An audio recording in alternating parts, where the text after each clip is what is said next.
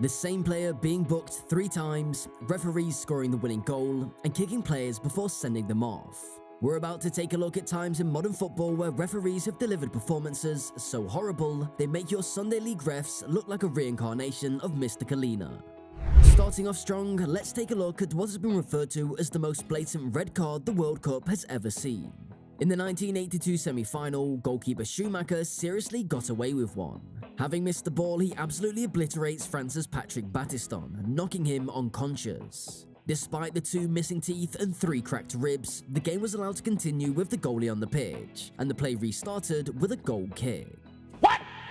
On a lighter note, the next decision is awarded to Paul Gascoigne, who found the ref's yellow card lying around and held onto it for a little while before returning it, but not before mockingly awarding the ref with a yellow card. The ref, however, failed to see the funny side of this encounter, and instead officially awarded Gaza with a yellow card of his own. I don't think that ref is too much fun at parties. Just before we move on to the next one, feel free to smash the like button and subscribe, or it could be your team being robbed by the refs in the next video. The next game actually resulted in a series of death threats and a UEFA hearing due to the performance of Norwegian official Tom Henning Ovrebo, who denied Chelsea a place in the 2009 Champions League final. We are uncertain if there's any bias or just a sheer lack of skill on the day, but what we are certain of is that Chelsea were denied not 1, not 2, not 3, but 4 clear and obvious penalties against Barcelona. Barcelona then actually went on to win the whole competition in the final against Manchester United. The referee would later mention in an interview that it was not my best day really. However, Chelsea striker Drogba had a little more to say after the game. Drogba getting himself into further trouble. That is a clear example of how a referee can really screw a game up for a certain team, but this next decision actually does the opposite.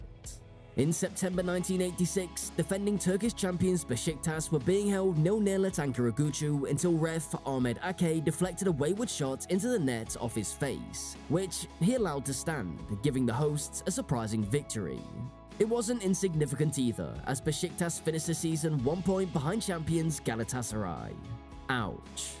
Talking of teams missing out on the league by 1 point, a massive mistake by referee Paul Tierney put him in the bad books of both Merseyside teams. In a game during the 2021-2022 season where Everton, who were fighting against relegation, hosted Manchester City at home, the referee failed to award a clear and obvious handball by City defensive midfielder Rodri, which would have resulted in a penalty for the Toffees.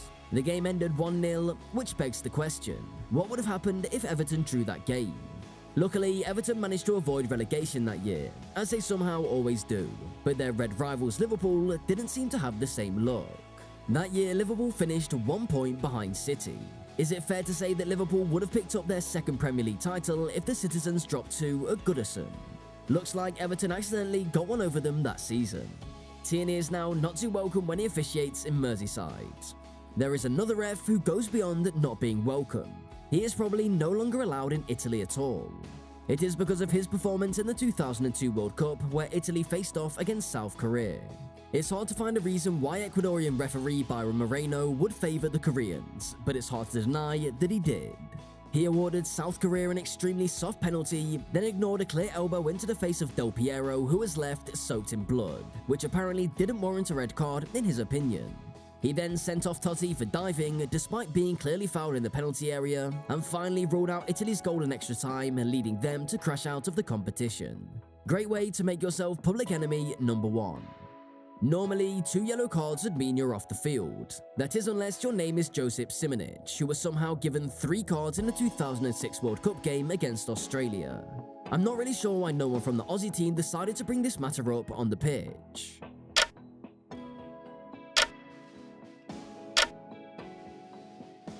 The blunder resulted in the referee Graham Poll having to start packing his bags early after being sent home from the tournament, forfeiting the chance to referee in the competition's final. The next incident is referred to as Jeff Hurst 2.0. In the 2010 World Cup, Germany faced England in the round of 16. The Germans went 2-0 up before Matthew Upson pulled on back for Fabio Capello's men. Then, in the exact repeat of the 1966 World Cup final, Frank Lampard took a shot from outside the box, which hit the bar and landed inside the goal before bouncing back to the post and into the hands of Manuel Neuer.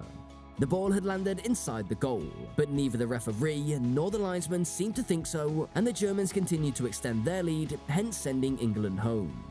England getting unfortunate on the big stage isn't uncommon, as 24 years prior in 1986, Maradona managed to deliver another knockout punch of injustice. Diego was in the form of his life running up to this game, and the drama was heightened by the ongoing conflict between England and Argentina over the Falkland War. In the 51st minute, Steve Hodges' miscued clearance would rise high up in the air, before Maradona would leap up and use his hand to put the ball past the hapless Peter Shilton. All protests fell on deaf ears as the referee had clearly missed the obvious handball. Maradona never did deny the allegations, but instead referred to it as a little with the head of Maradona and a little with the hand of God, hence giving the goal its famous name. The controversial goal unfortunately overshadowed one of the greatest goals ever scored in the competition, as he would then go on to dribble past 5 players and score just 4 minutes later. The final decision in this video is potentially one of the dumbest ones too.